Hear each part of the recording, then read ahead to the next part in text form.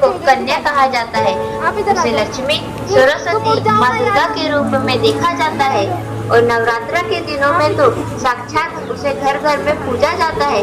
फिर क्या हो गया कि आज वह अपने अस्तित्व की लड़ाई लड़ रही है, वह अपने जीवन की भीख मांग रही है। अरे बेटी तो हर घर की शान है, उसी से घर में रोशनी है।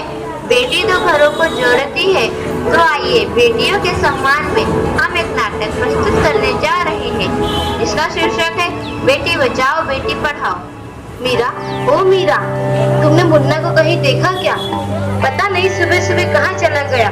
अभी उसने कुछ खाया भी नहीं, दूध भी नहीं पिया और स्कूल जाने की तैयारी भी तो करनी है। नहीं माँ, मैंने तो मुन्ना को नहीं देखा। मैं तो सुबह से बर्तन ही धो रही हूँ। माँ, मुझे भी स्कूल जाना है। मुझे पढ़ना लिखना बहुत अच्छा लगता है। मेरा भी दाखिला स्कूल में करा दो ना माँ। ए छोरी, बड़ी आई स्कूल जाने वाली, घर के काम काज अच्छे से सीख ले। आगे चलकर यही तेरे काम आने वाले हैं। पढ़ लिख कर कौन सा तुझको कलेक्टर बनना है? जल्दी जल्दी बर्तन साफ कर।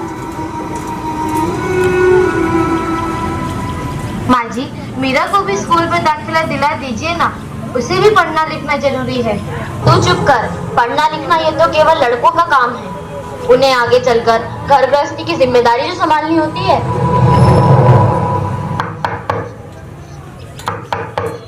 अरे क्या हो रहा है?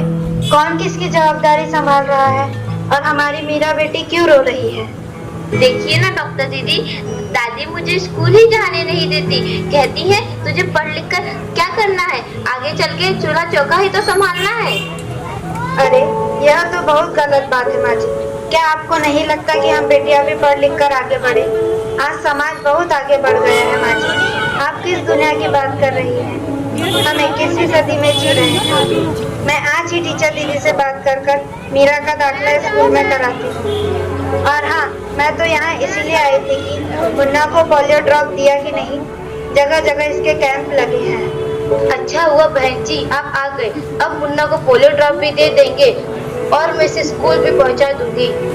अच्छा मीरा, अब तुम रोना नहीं, तुम जरूर स्कूल जाओगी और एक दिन पढ़ लिख कर मेरी तरह बहुत अच्छी डॉक्टर बनोगी। ठीक है बेटा?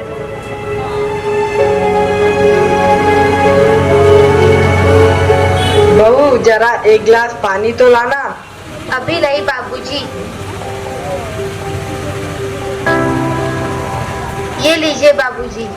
अरे ये देखो, अखबार में प्यारी बेटी के बारे में कितनी सुंदर कविता आई है। आओ मैं तुम्हें यह कविता पढ़कर सुनाता हूँ। कहती बेटी बाह पसार, मुझे चाहिए प्यार दुलार। बेटी की अनदेखी क्यों करता है निष्ठुर संसार। सोचो जरा हमारे बिन बसा सकोगे घर परिवार। गर्भ से लेकर यौवन तक मुझ पर लटक रही तलवार। मेरी व्यथा वेदना का अब हो स्थायी उपचार। जब माही जग में न होगी तो तुम जन्म किससे पाओगे। जब बहन न होगी घर आंगन में तो किससे रूठोगे, किसे मनाओगे।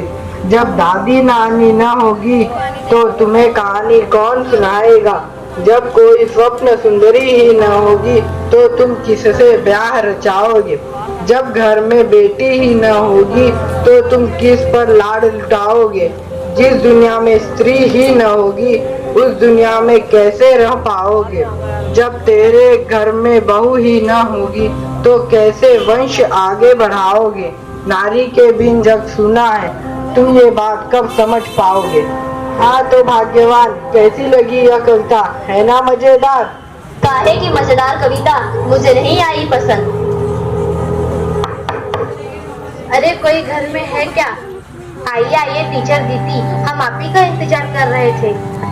हाँ जरा मैं कुछ दिनों के लिए बाहर चली गई थी, इसलिए यहाँ नहीं आ पाई। डॉक्टर बहन जी कह रही थी आपने मेरा अभी तक दाखिला नहीं कराया। ये तो बहुत होनहार छात्रा है, हमेशा अच्छे अंक लेके उत्तीर्ण होती है। हाँ मैं भी तो यही चाहती हूँ कि मीरा स्कूल जाए, खूब पढ़े, पर मेरी यहाँ सुनता कौन है। हाँ हाँ खूब पढ़ाओ लड़की को और बाहर भेजो। जब कुछ गलत सलत हो जाएगा ना तो मुंह छुपाने की भी जगह नहीं मिलेगी। अरे माँ जी आप कहाँ की बात कहाँ लेकर बैठ गई। मीरा को 10वीं तक तो पढ़ाई पूरी करने दीजिए, आगे की पढ़ाई के बारे में बाद में सोचेंगे। हाँ टीचर दीदी, हम मीरा को अवश्य स्कूल भेजेंगे। मैं उसे मेरे जैसा अनपढ़ नहीं रहने दूंगी, उसे खूब पढ़ाऊंगी। कल मीरा को तैयार रखना, मैं उसे लेने आऊंगी। क्यों दादाजी, सही कहा ना मैंने? हाँ हाँ बेटा, बिल्कुल सही कहा। मैं तो कब से कह रहा हूँ कि मीरा को भी स्कूल जाने दो। प्रणाम दादाजी। प्रणाम बेटा।